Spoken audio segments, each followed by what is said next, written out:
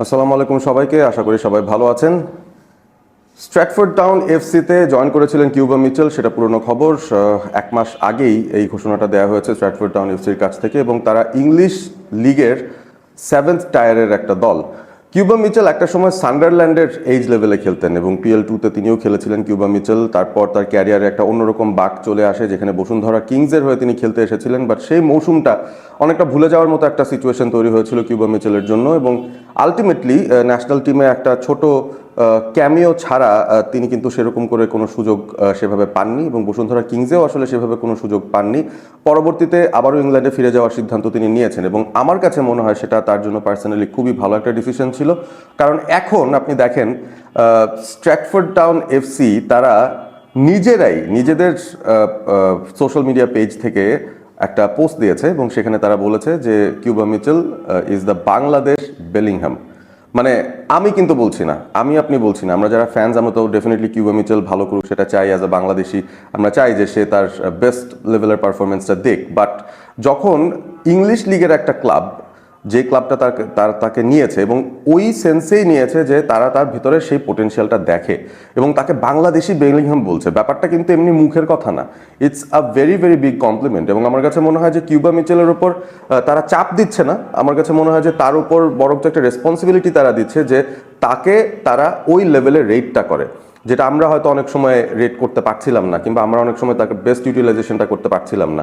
Cuba মিচেলের মতো একজন young প্লেয়ারের ডেভেলপমেন্টের জন্য এটা খুবই খুবই ইম্পর্ট্যান্ট একটা ব্যাপার। এবং এই বিশ্বে আপনি যদি চিন্তা করে দেখেন যে অবভিয়াসলি ফুটবলে আপনি ফরওয়ার্ডদের খুঁজতে থাকেন, আপনি ডিফেন্ডার ভালো খুঁজতে থাকেন, বাট একজন প্রপার সলিড মিডফিল্ডার যিনি নাম্বার 6, নাম্বার 8, নাম্বার 10 তিনটা ডিফারেন্ট পজিশনে ভার্সিটিলিটি দেখিয়ে খেলতে পারেন, এরকম একজন প্রোফাইলের প্লেয়ারকে আপনি যদি প্রমোট না করতে পারেন, বা তাকে যদি আপনি ডেভেলপ না করতে পারেন, গ্রো না করতে পারেন, তাহলে সেটা আপনারই ব্যর্থতা ইনফ্যাক্ট বলতে হবে।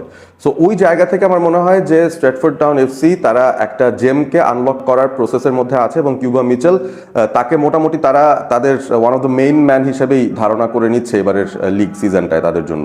এবং কিউবা মিচেল এর হাত ধরেই তারা হয়তো ওই 7th টায়ার থেকে 6th টায়ারে প্রমোশন পাওয়ার জন্য একটা ফাইট এবারের মৌসুমটায় দিতে চাইবে। আনফর্চুনেটলি গতকাল আমি দেখতে চেয়েছিলাম যে কিউবা মিচেল কি তার ডেবিউটা পেয়ে যান কিনা স্ট্র্যাটফোর্ড টাউন এফসির জন্য, বাট তিনি ট্রেনিংয়ের সময়, গত বৃহস্পতিবার ট্রেনিংয়ের সময় একটা ছোটোখাটো একটা নিগলের মধ্যে পড়েছিলেন, ছোটোখাটো একটা ইনজুরির মধ্যে পড়েছিলেন, যে কারণে তাকে আসলে কোনো ধরনের গেম টাইম দেওয়া হয়নি, তাকে নামানোই হয়নি। এবং স্ট্র্যাটফোর্ড টাউন এফসি তারা ওয়ার্স্টার সিটি ফুটবল ক্লাবের সঙ্গে গতকাল ম্যাচটা খেলেছিল, এবং সেই ম্যাচটাতে কিউবা মিচেলকে আমরা নামতে দেখিনি।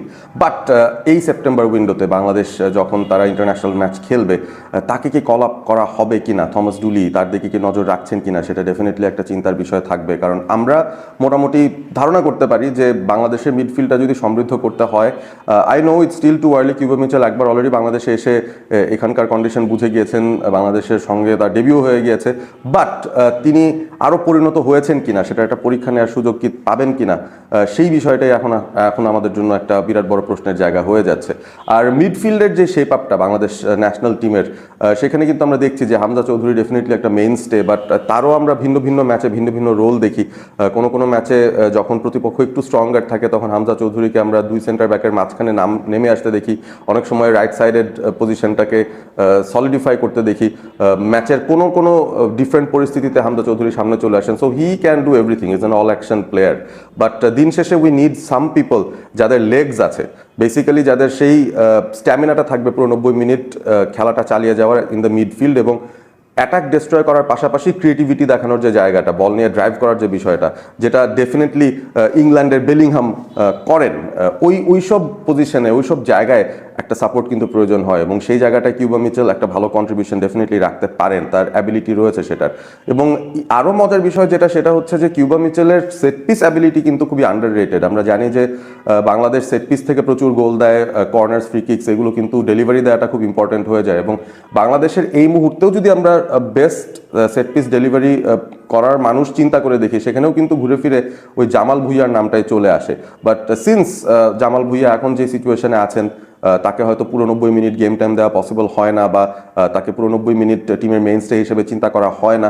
ওই সেন্সে একটা নিউ ব্লাড নিয়ে আসা দরকার আছে, এবং আমার মনে হয় ওই জায়গাটার মধ্যেও কিউবা মিচেল কিন্তু দলের মধ্যে খুব ইম্পর্টেন্ট একটা রোল প্লে করতে পারবেন ইন দ্য নিয়ার ফিউচার, এবং নিয়ার ফিউচারটা খুব বেশি দূরে তো না, একদম সেপ্টেম্বরেই আসছে, নভেম্বরে সাফ। সো তার আগেই আসলে সেপ্টেম্বর উইন্ডোতে ইন্টিগ্রেট করার একটা বিষয় থাকবে কিউবা মিচেলকে, যদি আমরা স্ট্রংলি কনসিডার করি তাকে আমাদের ন্যাশনাল টিমের সেট আপের মধ্যে।